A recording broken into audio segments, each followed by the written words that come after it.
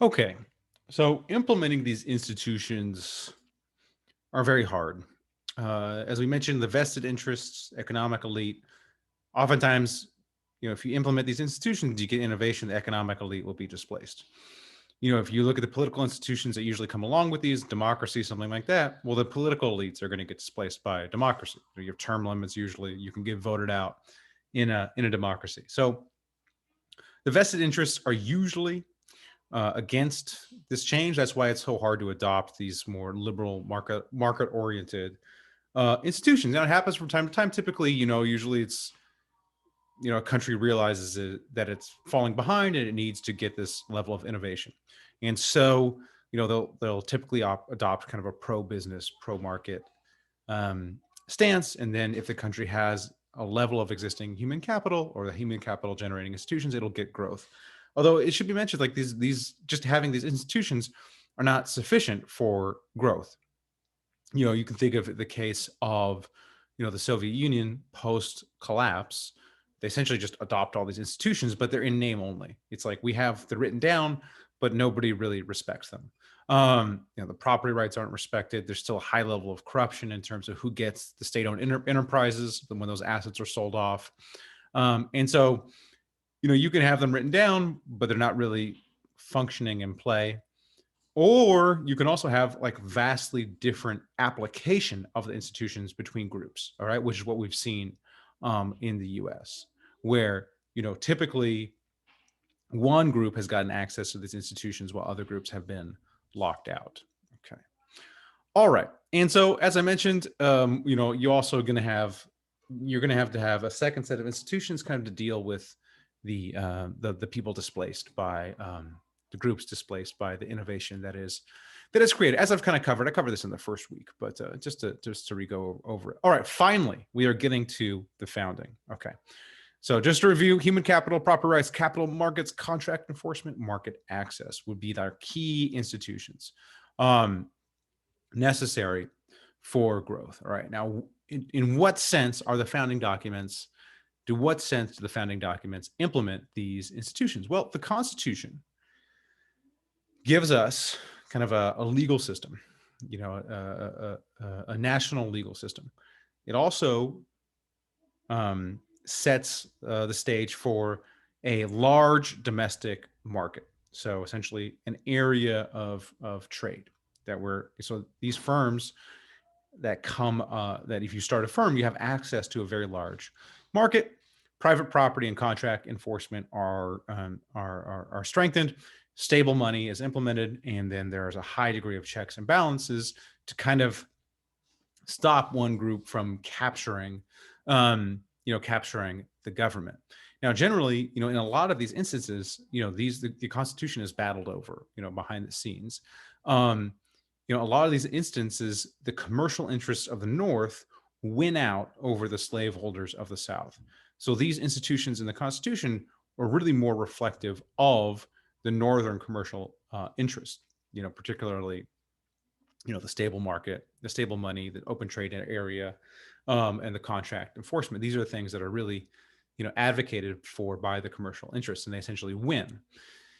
When it comes to trade, as I mentioned, there's like all these trade restrictions. The Constitution does away with that. It basically, in this time period with very high shipping costs and whatever, the US starts with this initial advantage of having a large domestic market. So your domestic firms can realize economies of scale.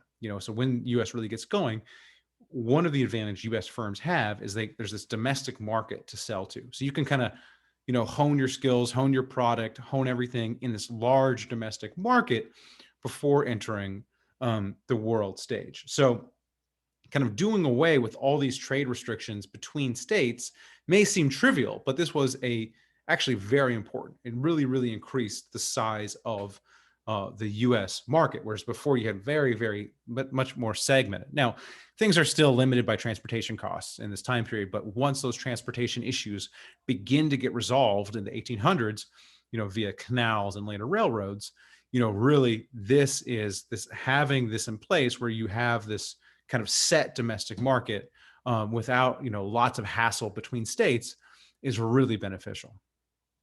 Property rights and contract really, The Constitution says, look, we're going to stop the states from, messing with contracts, messing with trying to, abrogate, things that have been in place, trying to expropriate, from people in other states. So it's just, again, nice to know the rules of the game are uniform across the country. Okay. All right. And really, so it's just nice from an entrepreneurial or a firm perspective. Okay, I have access to this large domestic market. These state governments are inhibited from messing with my interests too much. All right. So again, all of this is kind of establishing strong property rights in a large market for firms. So this is essentially what we get from the Constitution. Another crucial thing, I'll cover this in week 6. I made a little video about this, but Revolutionary War, post-Revolutionary War, you get paper money. All right. So paper money, basically the government can print money. Okay. Imagine if you had a printing press imagine if you had a money printer in your house, right? It just prints up $20 bills. What are you going to do? You're going to print yourself, a bunch of $20 bills each day. So this is the danger with governments that can print money. They can print paper money. Their incentive is just to print up a ton of it. You do that, you got a lot of money. That money becomes worthless or worth less and less to the point where it's worthless. The mechanism through which this happens is inflation. Prices go up and up and up. So this is what was going on in the colonies around the time of the Revolutionary War. The Constitution really ends this. It says, look, no more paper money. The government's doing just coins. And it kind of leaves the paper money question. Again, I'll cover it in the bank, but it's basically, I'll cover it in week 6, but it leaves it to banks. But this creates a stable currency. They also pay back a lot of the war debts.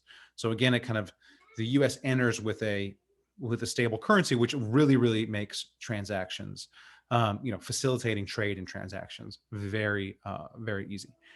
And then you have all the checks and balances that are put in place. Okay.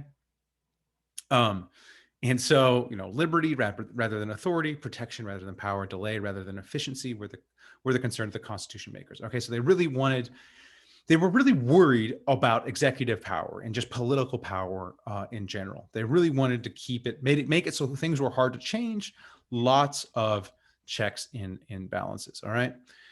Here we have Madison from Federalist number 10. The influence of factitious leaders may kindle a flame within their particular states, but will be unable to spread a general conflagration through the other states. A rage for paper money, for an abolition of debts, for an equal provision of property, or for any other improper or wicked project will be less apt to pervade the whole body of the union than a particular member of it. So it's like we have this federal system where these things may take hold in the states, but it's unlikely to the checks and balances. So it's unlikely to spread to the rest of the country. It's just also funny that he's really against. They really had a bad experience with paper money. Now, of course, we have paper money in the present. So a lot of the things he was really worried about, we have kind of there are agitations for in the present. And again, that's not necessarily a bad thing. It turns out paper money was not as terrible. So maybe some of these other things are not as terrible. But paper money, we'll cover that again. We'll cover that in week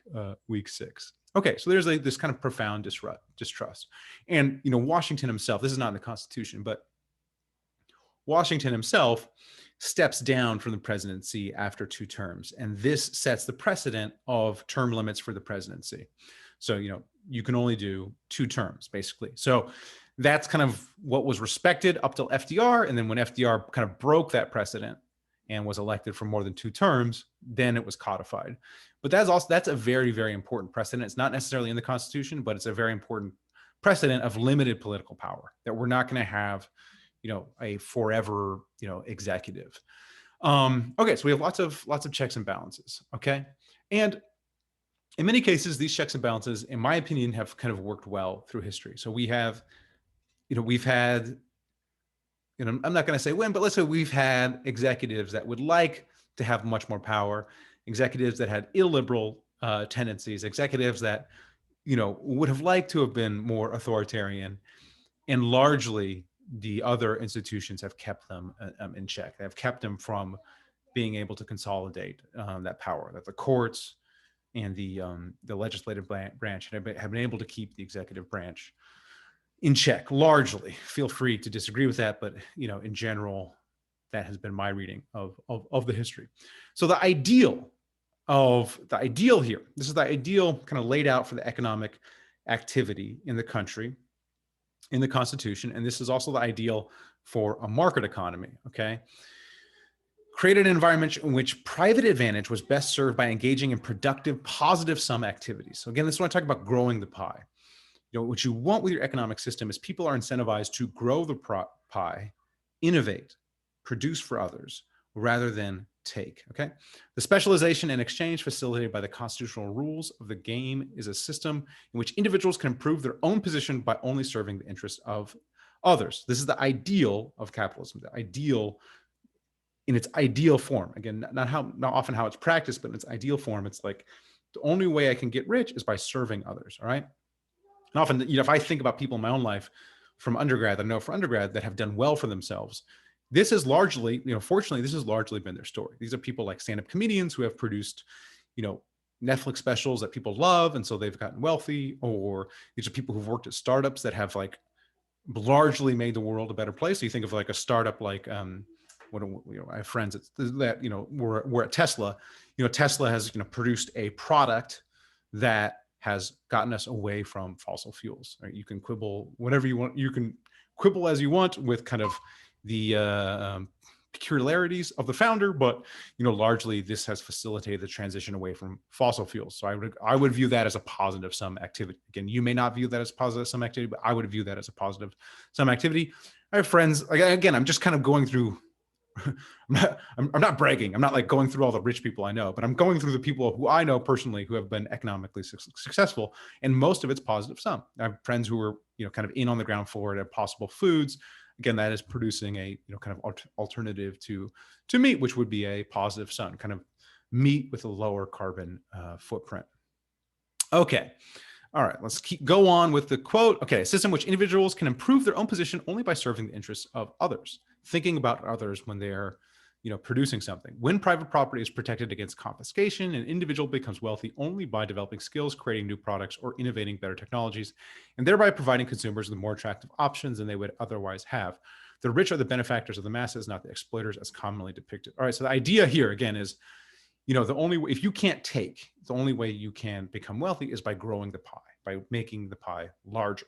Wealth through exploitation becomes possible only when unrestricted government allows negative sum transfer activity to become more profitable than positive sum market activity. So this is not to say there's not negative sum transfer activity. This is not to say there's exploitation. Again, the ideal is the set of institutions laid out by the Constitution encourages positive sum economic activity via the market. Okay, this is the ideal. All right, in practice, it may be quite different. All right, let's take a break before we talk about the Declaration.